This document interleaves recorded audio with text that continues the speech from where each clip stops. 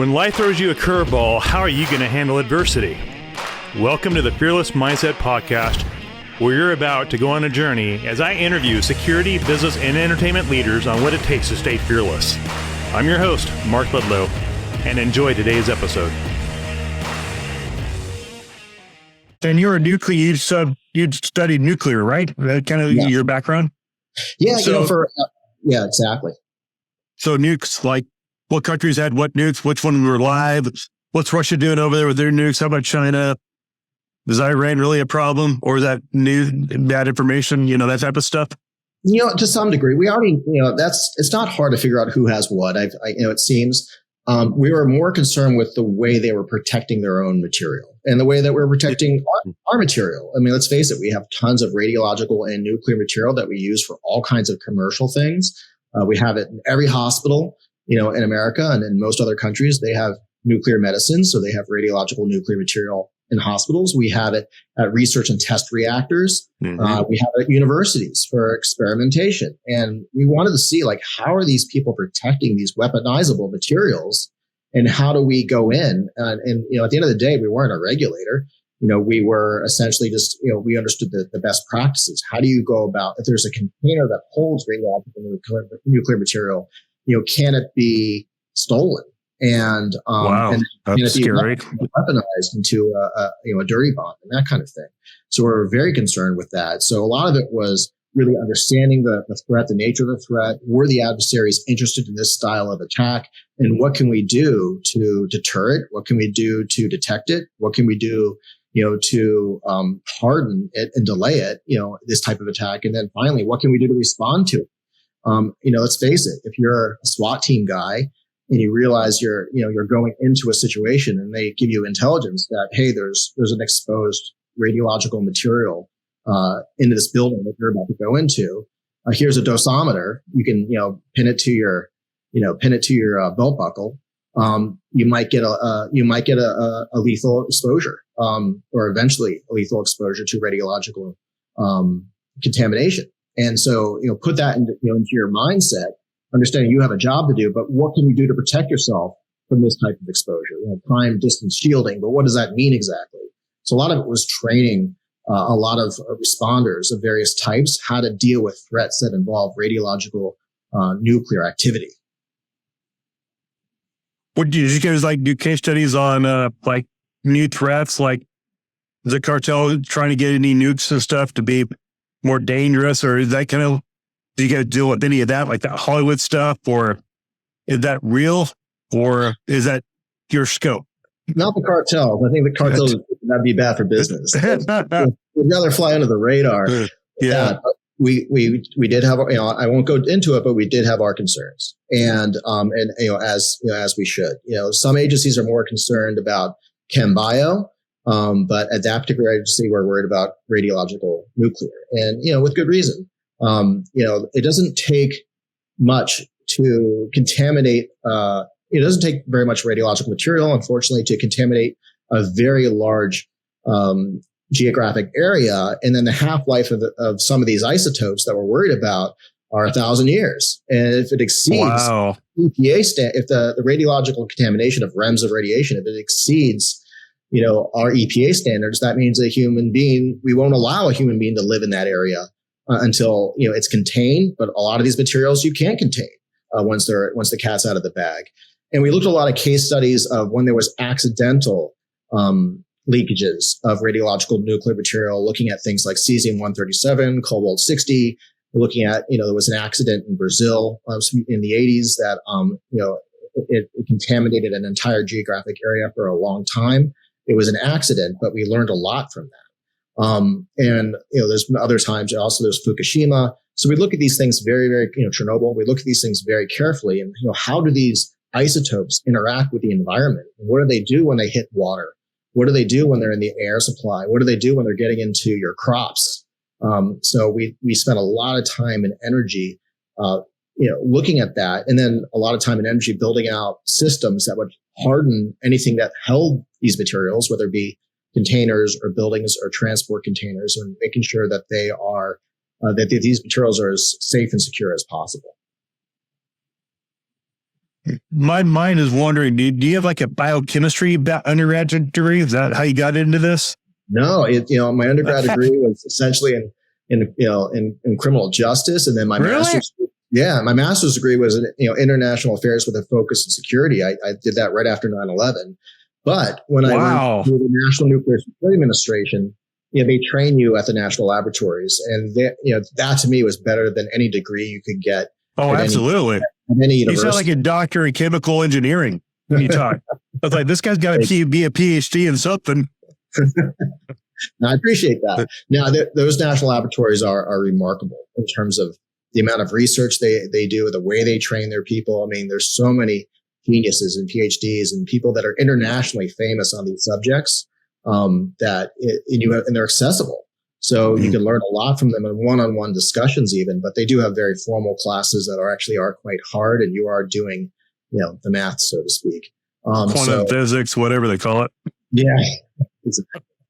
Yeah. So understanding these materials and how they work and interact with the environment. But another thing cool is we learn a lot about, physical security principles and systems and philosophies, at these laboratories that I found extraordinarily valuable in my career in the private sector. And now it's very valuable in my career as a security consultant with what I do now. So it's interesting work. It's fascinating work. I like it. It's just wild to me, man. Yeah. Folks, I'm sure we could probably do another hour just on isotopes and breakdown and chemical. And I mean, that could be a whole other show and podcast. I'm sure everybody would enjoy that one.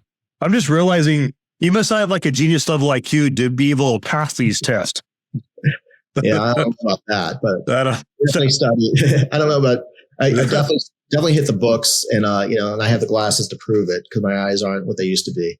But I just found it fascinating. And when you find something fascinating and interesting, you enjoy learning it. And then you see an application of it to the field. If you want to make the world a better, safer place, and you have your role to play, and you got to jump on that chance to make it happen. We all have to make sure we spend a portion of our lives trying to make this world, better than it is. And if in safety and security is something you have an interest in and affinity for, then definitely I'd urge you to do whatever it is to shine in that industry, shine in that field. A question for you: you have a broad background, obviously, and you have a consulting company now. You love training. You love structural training, structural engineering training. What is your niche?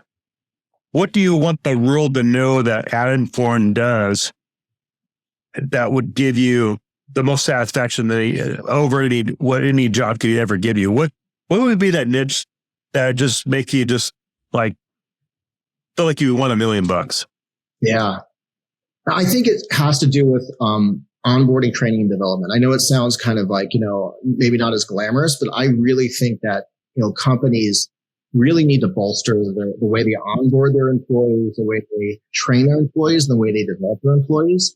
My niche is really, is security. So I'm, particularly focused on those things, like really empowering your employees to feel more safe and secure, live more safe and secure lives.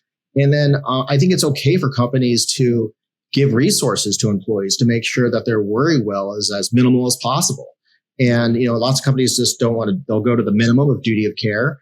But I think that I admire companies that go well beyond that. And they say, hey, look, if you want to have, a lot of you are working from home these days, and then give them training on home office safety and security. Majority of accidents, happen in the home.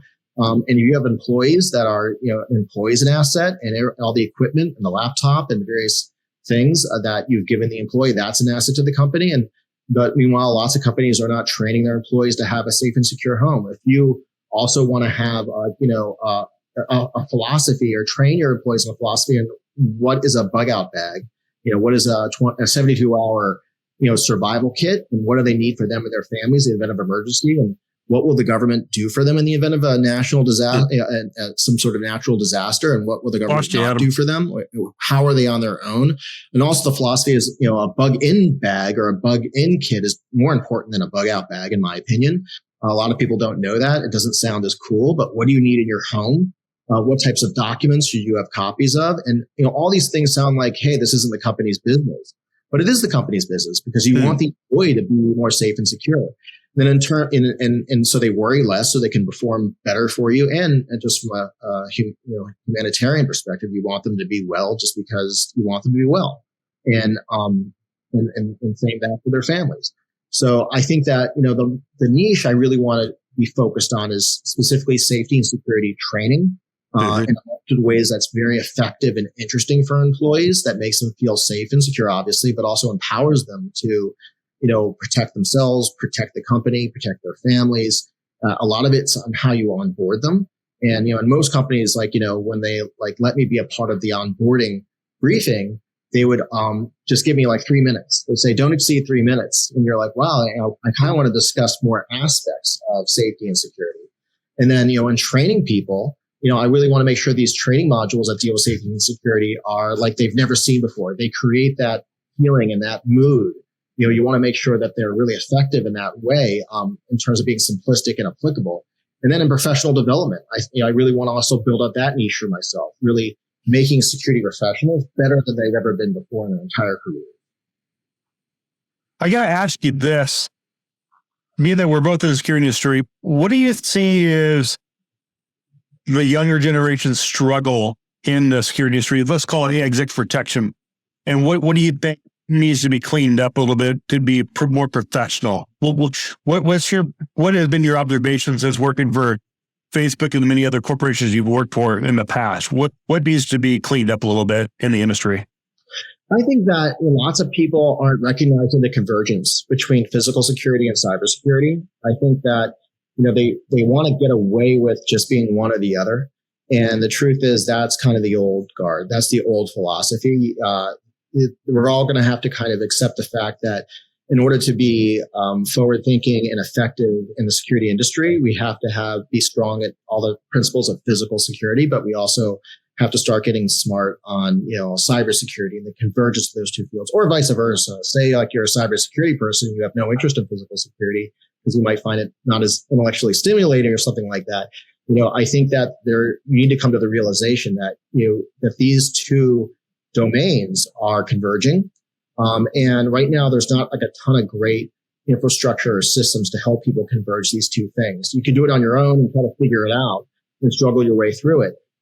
So I think that is a particular, I'd love to see some sort of organization say, hey, look, we have a very formal program that focuses on the convergence of cybersecurity and physical security. And this will give you everything you need to understand how to apply that, convergence in this new world that we're living in. I think other areas is I see some people pushing against AI a little bit in some ways. They're not comfortable with it or because it's too new. I think it needs to be fully embraced. Obviously, there's a lot of dangers associated with AI, but let's face it. I mean, it's growing for a reason. There's lots of ways it's going to help every industry imaginable, and it shouldn't be seen as like this boogeyman that's going to take our jobs. It's going to be something that's going to make people who know how to use it better and more effective at their jobs. And I think that's another area that we need to collectively realize and focus on going forward. Yeah, totally true. I think the same thing. It's like everybody's stuck in the old guard way of doing things, and the industry is changing, ever evolving, and a lot of people, the younger generation getting into it, they all just want to be a bodyguard. But if you could be an analyst, it could be cyber. If you can be, there's so much more. I mean, you got to be more of a multifaceted individual to survive in the ever-changing waves of the demands of the business. Yeah, there's always the push and pull. Like, do I want to be a generalist or do I want to be a specialist? And you can make an argument for both. And I guess if you have enough tenure and you're the expert on one particular thing, I think that's great. But I think it serves at this point when technology is moving this quickly. I think it behooves us to really be a little bit of a generalist in certain areas while these technologies are just not plateaued yet. And I don't know if they will plateau, but I think you're required to have an open mind and be somewhat of a generalist in certain areas. Maybe like you could be a niche in some aspects of like, let's say physical security. You want to do close protection and you want to, really focus on being a bodyguard, so to speak. But that might be your niche, but then you also, on top of that, have to be a generalist in the other areas like protective intelligence, cybersecurity, understanding the security, access control systems, and all the other skills that go along with, what your niche is. It could be hostile surveillance detection, how does social engineering work? There's so many different areas that you could focus on, but you could still be niche in one area and then be a generalist in other areas. Well, what are you hearing from the younger agents? Well, what type of training are they looking to get into? They just want the hard stuff, or are they more open to more soft skills, or what is their needs? What's the industry's needs? Well, I think a lot of them have great hard skills. Like a lot of them already have tactical training. It's easier to find that kind of stuff. I think what's hard to find is things like EQ, like emotional intelligence as it applies to the job. Because you have to have, if you work in, executive protection, it takes a great deal of EQ, in terms of the way you're working with, like, you're protecting a principal or you're protecting a company. But you have to understand how other teams work. Say if HR is having a high risk termination, you have to understand their mindset and all the things they need to take into account from a compliance perspective, while you're executing your job. Or say, if you're protecting a principal and their family, you really have to understand the way they view you as security, and understand that, hey, sometimes you're not going to always be, treated the way you want to be treated, or seen in the way you want to be seen as a security professional. But there's a way of sort of interacting with people, and then also in dealing with each other. Like security folks sometimes play nice with each other, and sometimes they don't. Team dynamics are extraordinarily important, and I think that, if you have an executive protection firm and you have military, ex-military guys, ex-police officers, other people who didn't do either, but they just always work in security, they're interested in it. You have other people who are waiting to become a police officer, and this is just the job they have in the interim. They're coming to the job all with the same mission, but all with different mindsets and mentalities. And I think the leaders of those organizations, of that security firm, needs to consolidate what should be the mindset you have in the execution of your job, but also in the way that you work and interact with each other. Another thing I'm seeing a lot of young people, really, people, not even necessarily young people, or people who are just, in the industry or new to the industry, they're very interested in, just the emotional intelligence of the job. How do you interact with people? That's why I really enjoy teaching, like, my de-escalation class. It takes a lot I put in a lot of EQ principles and theories in there in terms of how to read people, how to, in a way that's not hokey, in terms of really understanding their thought process, understanding their emotions, and then understanding their behaviors, and then realizing that you need to do things in an order of operations. If someone is becoming a little bit threatening in their behavior, like they're yelling and they're becoming difficult to work with and non-compliant, you can't just address the behavior right away. That's like me saying to you, hey, relax. I'm going to need to speak to you for a minute. Instead, you need to kind of have a careful ear and listen to their thoughts. What are the thoughts they're expressing to you while you active listen? And then once you understand their thoughts, you repeat it back to them in some, clever way, so they understand you understand their thought process. And then you address their emotions and you say, hey, look, I understand what you're feeling. And if that happened to me, I would feel the same way. That being said, and that's the point at which you address the behaviors. That being said, instead of yelling at me or instead of behaving in this manner, let's partner together, you and I, and let's figure out how we can really team up to solve your issue as much as we can together. And then the person won't see you as an obstacle or someone oppressive in their way. They'll see you more as a partner. But that's a process, a perishable skill that people need to learn and they need to go through. That's why, like, that particular class can't be an e-learning module. That particular class needs to be, ideally an in-classroom class in order to be hyper effective. You can make it a virtual, training over Zoom, I guess. And I've done that before.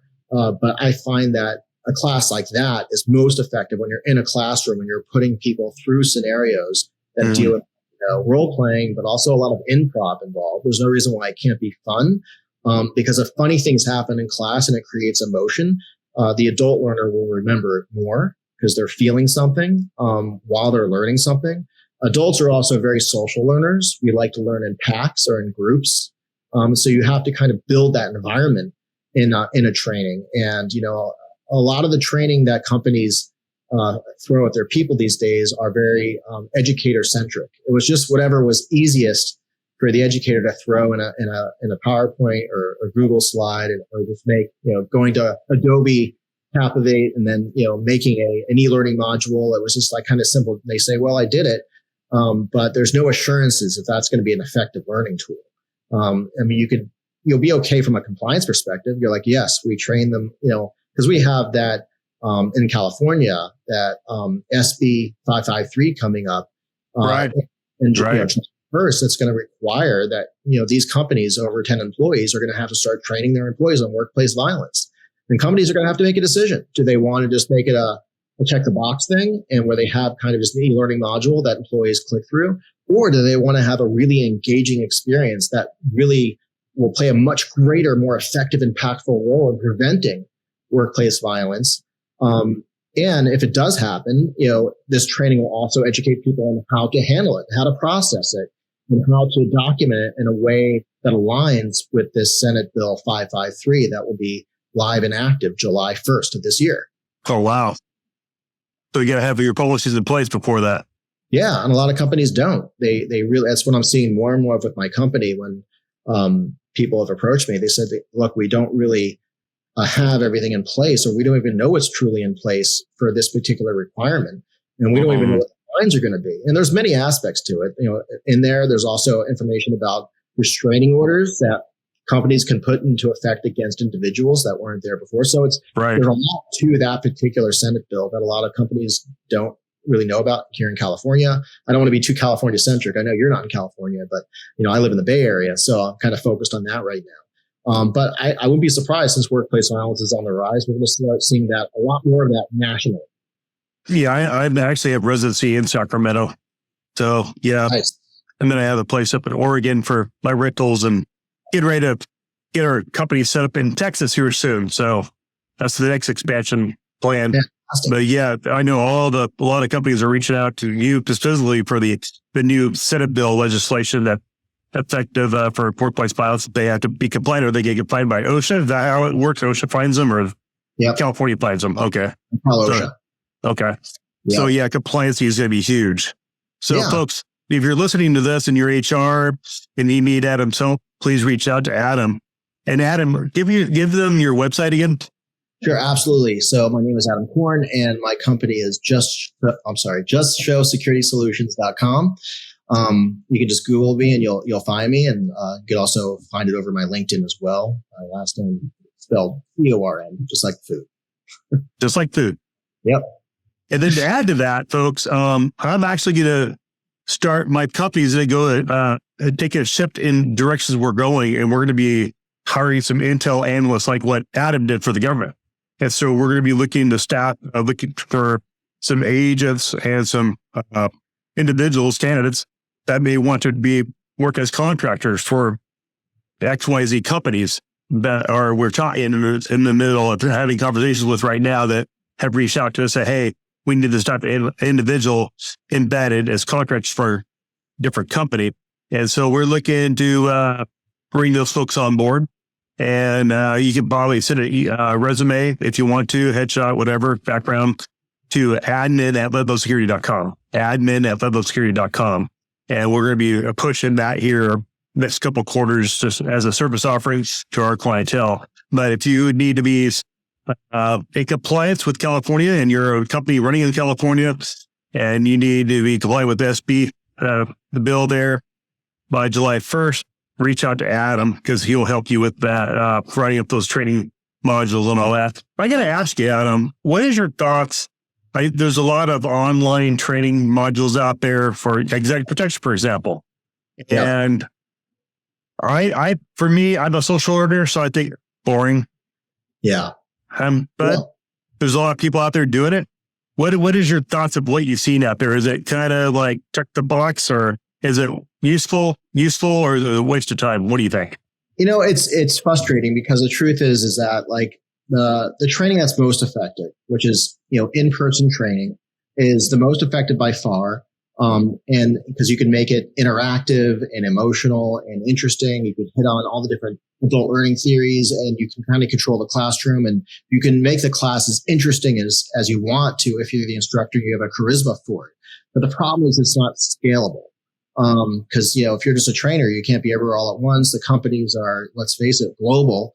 They can't, fly one trainer all over the place constantly, and they can't bring every employee into one place for the training. So it's not really, a scalable solution, even though it is the solution. And but it's not, practical. So the other way of going about it, as you just mentioned, is like e-learning modules, which I think you can easily are extraordinarily scalable. What I'm finding is that, but they aren't effective. Like, people take an e-learning module, they're busy. They're already on a computer that's giving them 1,000 notifications, or they're on their phone that's giving them 1,000 notifications while they're like taking this training. Their head and their mind is elsewhere. And if you say you make a class on like hostile surveillance detection, and you have an individual take that e-learning module, and they take it and they pass it and they get 100% with like the knowledge check afterwards, and approach them like 3 days later. And you'll say, what were the primary learning objectives of that e-learning module? And a lot of the time they'll say, I don't really remember. I don't. Dump. It just goes right over their head, and because they have other things to think about, worry about.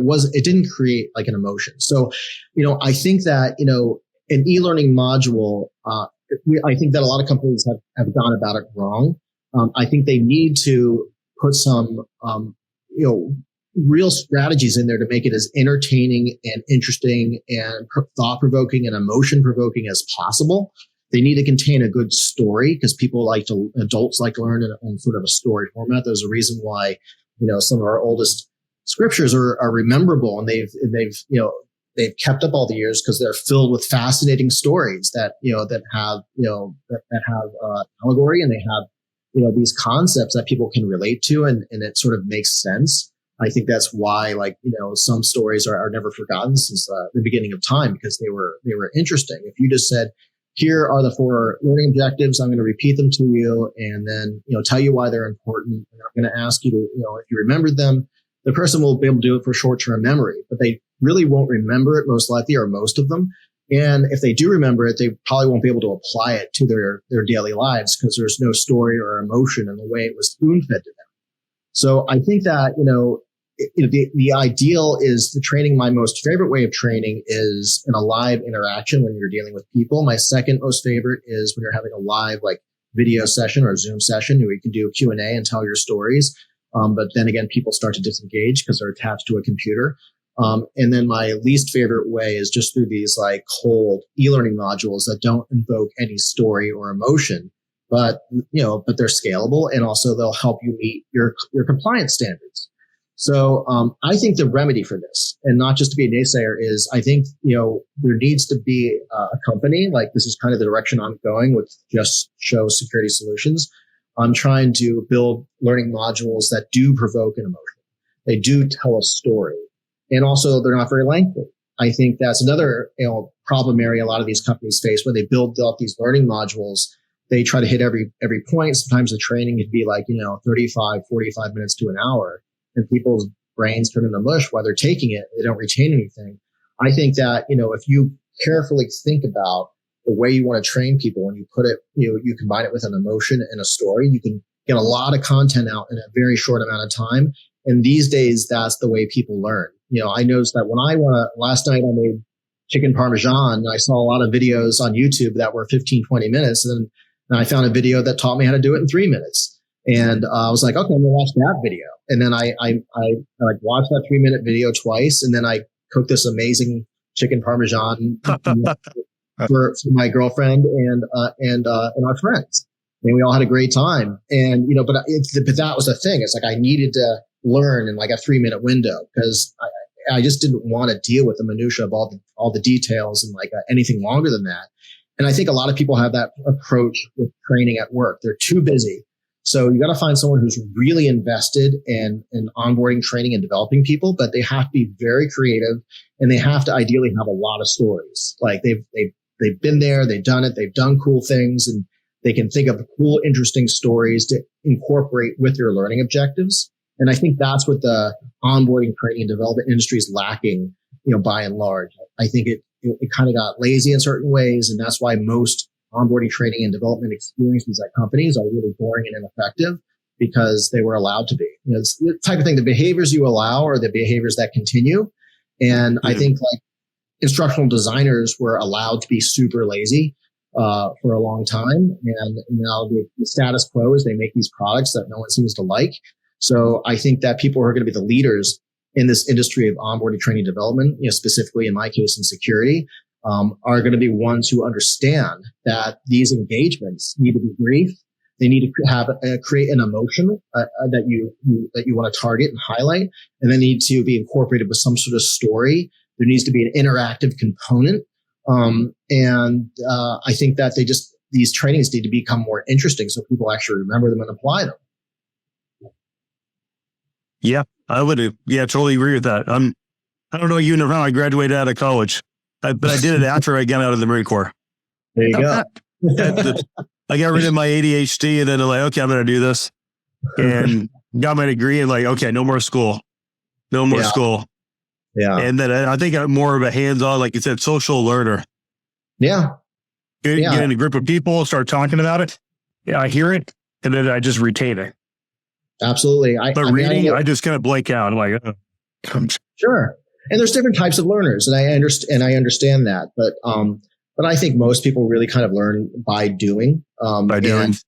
Especially if they're adult learners, they sort of do the thing, and while they're doing it, they're making mistakes, and you actually learn more from mistakes than you do from your successes, because you feel a sense of, let's face it, shame. You're like, okay, really emotional connection. Yeah. And like when I do my de-escalation course on how to de-escalate individuals who are losing control of their emotions, that are upset, and I have my students do role playing and improv, I start the class with that before I teach them anything, because they end up, doing everything wrong and sort of embarrassing themselves a little bit by, telling people to relax or taking an insult personally and reacting to it and lashing back and escalating the situation.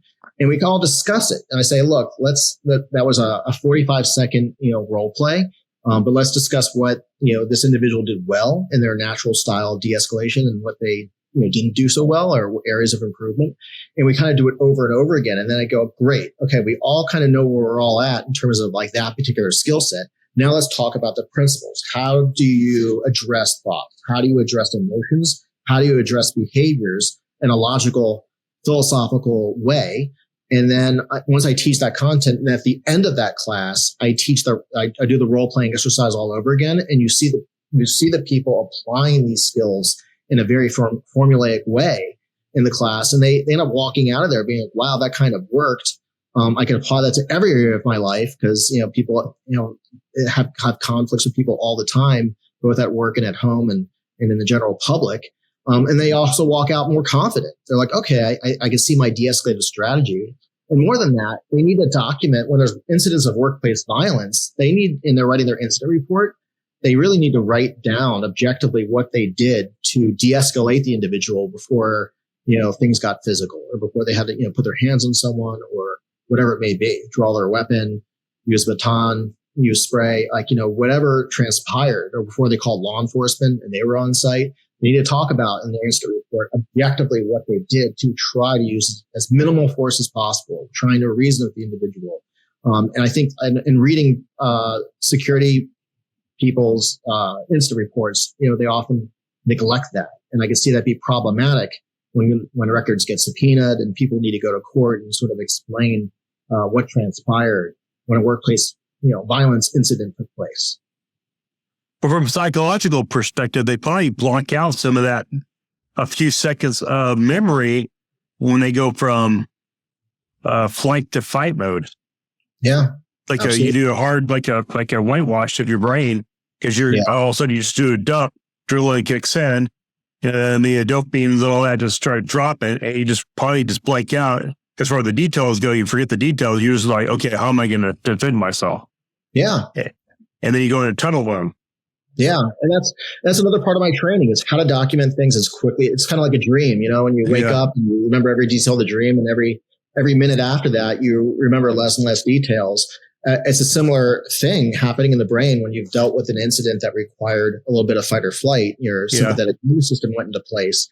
It's like I always train all security personnel to carry a notepad and and document all day. Anytime you're interacting with anyone, because it might not be the last time you see that individual, or they might become a bolo, a be on the lookout type of, or a person of interest, and that sort of thing. So it's something I really recommend really highly. Is that it's interesting when I teach classes and there'll be a bunch of security personnel. I'm like, how many of you have a notepad in your pocket? None of them. None of them. And someone will say like, I'll take notes on my phone, but I'm like, will you? I think there's nothing better than just an old fashioned notepad and pen that you have in your breast pocket in case you need it, because all those details and all that information will be critically important in your incident report after any sort of interaction. Well said. Wow, that was a lot of information for an hour and 11 minutes. But yeah, flew right by. It did go by fast. Yeah. So yeah, the listeners, I hope you got a lot out of this podcast with Adam, and feel free to reach out to him if you want to get more information. And please follow him, and then follow us on all the podcast platforms. And also like, subscribe, and hit the thumb button on YouTube so we can get the algorithms kicking up. So just help the algorithm push us up more. And with that said, we're going to wrap up the show with the podcast. Thanks for tuning in, and we'll see you on the next episode. Talk to you soon.